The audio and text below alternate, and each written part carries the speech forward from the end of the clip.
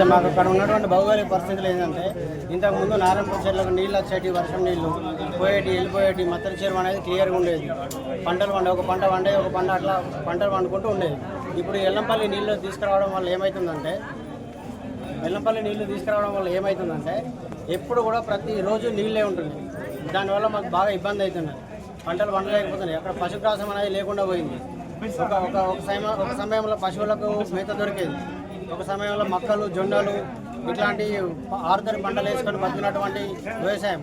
అయితే ఇక్కడ ఇవన్నీ పక్కన పెడితే మెయిన్గా ఏంటంటే ఆ చెరువు కట్టను పెంచడం వల్ల అక్కడ ప్రాణ నష్టం జరిగేటువంటి అవకాశం ఉన్నది. ఈ ప్రాణ నష్టం జరిగేటువంటి అవకాశాన్ని గతంలో ఉన్న అధికారులు ఆర్డీఓ గారు కూడా గుర్తించి రాత్రి 12 గంటలకు జేసీబీ పెట్టి ప్రాణ నష్టం జరగద్దు అనేటువంటి దృష్టిలో పెట్టుకొని చెరువు కట్టను ఒక పక్కన తెంపడం జరిగింది. ఎందుకు తెంపాల్సి వచ్చింది అంటే ప్రాణ నష్టం జరిగేటువంటి అవకాశం ఉన్నదని తెంపడం జరిగింది. ఇప్పుడు ఆ ప్రాణ నష్టం కోసమే వీళ్ళందరూ వచ్చారు. ఏ రాత్రి ఆ చెరువు నిండి పైన పడితే విలేజ్లో ఉన్నటువంటి మనుషులంతా కూడా చనిపోయే అవకాశం ఉన్నది. ప్రాణ నష్టాన్ని దృష్టిలో పెట్టుకొని ఒక మనిషి ప్రాణానికి విలువేయాలని మేము కోరుకుంటాం. మీరు ఇచ్చే కాంపెన్సేషన్ లేకపోతే ఇంకేదో విషయం కాదు. ఎందుకు వచ్చినావు అంటే మా బాధ విన్నపించుకోవడానికి వచ్చినాం. మా బాధ ముప్పు గ్రామం చేయాలి. మా ఊరు కట్టపొన్న ఇండ్లు మాత్రమే తీసుకుంటున్నాం. కానీ మాకు కూడా ఇండ్లు ఖరాబ్ అయిపోతున్నాయి. మమ్మల్ని పట్టించుకునే దాతలు లేరు. కానీ పోతే ఊరు మొత్తం లేవాలి.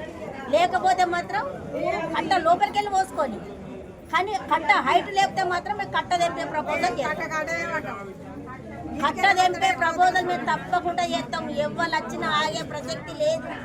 తప్పకుండా తెంపుతాం. జేసీబీ పట్టి తప్ప మా ఊరు, మా చెరువు, మా కట్ట, మా ఊరు. ఎవరు వచ్చే ప్రపోజల్ వచ్చినా మేము ఊరుకుంటే తలుచుకోలేదు. మేము ఎవ్వరు వచ్చినా మరి దక్కది తప్పకుండా చెప్తున్నాను. ఎందుకంటే మా ఊరు చేస్తావు ముప్పు గ్రామం చెయ్యి, లేదంటావు లోపల కట్ట లోపల పోసుకో. మా ఏ ఇల్లు కూడా లేవట. మా ఇల్లు మాత్రం పోతే ఊరు మొత్తం తీసేయి.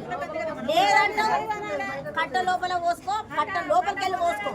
లేదంటే మా నీళ్ళు మాత్రం ఉన్నది. నువ్వు పంప్ హౌస్లు మాత్రం విడగదు. పంప్ హౌస్ల నీళ్ళు లేనదే రావద్దు.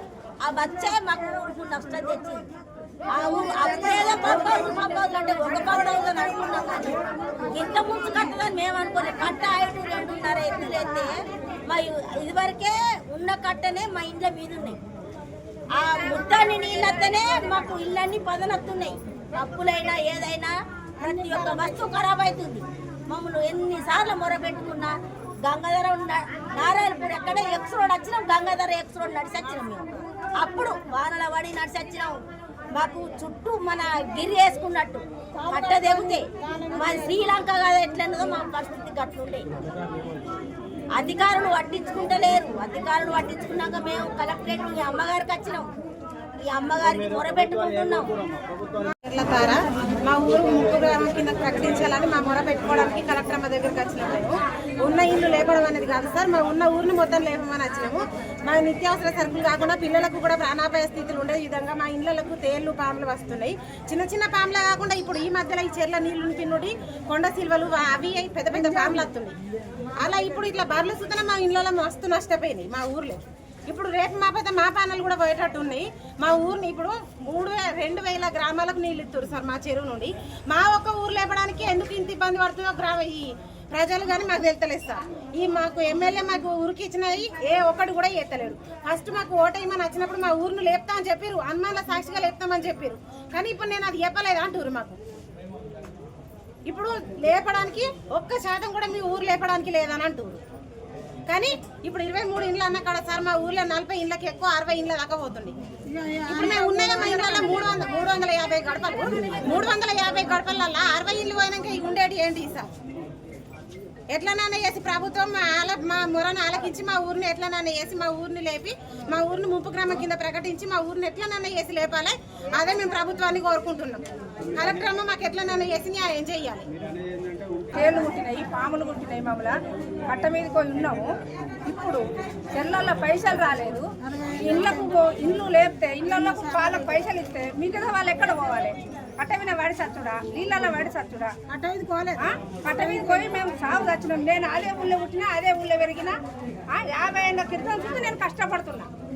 మేము అందరం కష్టపడుతున్నాం. మేము పబ్లిక్ మేము ఈ 50 ఏళ్ళ బాధపడబట్టి ఎమ్మెల్యే గారు ఊరు లేపుతా అన్నాడు, ఆ రవిశంకర్ లేపుతా అన్నాడు, ఆయన లేపలేదు. ఎమ్మెల్యే గారు లేపుతా అన్నాడు, హనుమాన్ దగ్గర గడ్డ మీద చేయి పెట్టిండు. ఇక 2000 గ్రామాలకు నీళ్ళు ఇస్తుడు. మరి మా ఊరు లేపడానికి ఏమవుతుంది? 2000 గ్రామాలకు నీళ్లు పబ్లిక్ను బతికించినట్టు మమ్మల్ని బతికియాలి. మేము చచ్చుడు, మిగతా వాళ్ళు బతుకుడు. నీళ్ళు వచ్చి కావాలి తాళ్ళు పట్టి గుంజుకోపోవడు, అటోళ్ళు ఇటు ఇటోళ్ళు అటుపోలేదు, దవాఖానకు వేసుకోపోలేదు, ఇక్కడ చచ్చిపోవడం చచ్చిపోతుంది.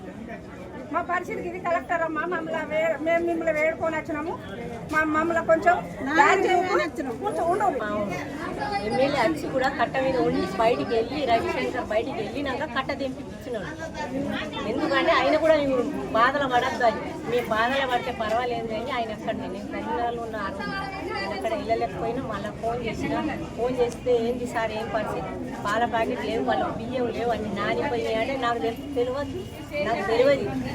ఆ సార్ అట్లా అన్నారు. మళ్ళీ మన మేడపల్లి సత్యం మాకు మాట ఇచ్చేసి వచ్చి గుడి మీద ఒట్టేసుకొని కరెక్ట్ నేను చేస్తాను నన్ను గెలిపిరని మాట ఇచ్చినాక ఇప్పుడేమో మాట మారుతురు. ఆ రోజు మాట ఇచ్చిర్రు, అదే మాట మీద నిలబడాలి. ఏం లేదు, మేమందరం కలిసి కట్ట చేయనీయం, మా ప్రాణాలు పోయినా మేము అర్పిస్తాం. మేమందరం అక్కడిక్కడ మాకు బుల్డేజర్ పోని ఏదైనా పోని మేము చచ్చిపోదానికి తయారున్నాం. ఎందుకంటే మా పిల్లలు బాగుపడాలి, మా పిల్లల కోసం మేము బాధపడుతున్నాం. 20 ఏళ్ళ వస్తుంది ఇదే పరిస్థితి ఉంది మాది. ఏ ప్రభుత్వం వచ్చినా అంతే, ఎలక్షన్ కోసం వస్తారు, ఓటు తీసుకోపోతారు, మీ ఓట్లే లేవు మాకు అంటారు. మా ఓట్లన్నీ ఎటు పోయినాయి? మొన్న కాంగ్రెస్కి వేసినాం, ఇంతకుముందు రవిశంకర్ టీఆర్ఎస్కి వేసినాం, అవి ఎక్కడ పోయినాయి? ఇంతకుముందు బీజేపీకి వేసినాం, అవన్నీ ఎటు పోయినాయి? మేము ఇంత తిప్పలు పడతాం, ఒక్కరు కూడా మానూరు లేదు మాకు ఓదార్చినది, ఎక్కడ పోయినాయి అవన్నీ? ఇప్పుడు ఈ మేడపల్లి సత్యం ఇప్పుడు ఓదామే ప్రభుత్వం ఆయన చేతిలో ఉంది, ఆయన ఏమైనా చేయొచ్చు కదా. ఎందుకు మాట్లాడుతున్నారు? మా పిల్లలు మాట్లాడితే పట్టుకోపోకడా బెదిరించుడు, ఇంటి చుట్టూ పోలీసు వాళ్ళు ఎందుకు? మాకు లేదా హక్కు లేదా? మేము ఓటు వేసినాం, మీకు గెలిపించినాం, మా ఊరిది ఒక్క ఓటు పోయినాం, మీరు గెలిచి మాకు అట్లా చేయొద్దు, మాకు బాధ పెట్టద్దు, మీరు బాధలు పడద్దు, మాకు ఏదో ఒకటి న్యాయం చేయాలా. కలెక్టర్ అమ్మకు నమస్కారం, మీకు పాలవిధాలు చేస్తున్నాను నేను, మీరు మా బాధ అర్థం చేసుకోవాలా. ఇంతమంది ఎందుకు వస్తున్నారు? ఇంకా కొంతమంది ఉన్నారు ముసలోళ్ళు కాడి నుంచి ఉన్నారు మధ్యలో పడి, వాళ్ళు కూడా నీళ్ళలో ఉంటున్నాం, వాళ్ళకు కూడా చూసుకోవాలా. మీరు ఏదో ఒకటి చేయాలా. మేము 2 చేతులతో దండం పెడదాం కలెక్టర్ అమ్మ.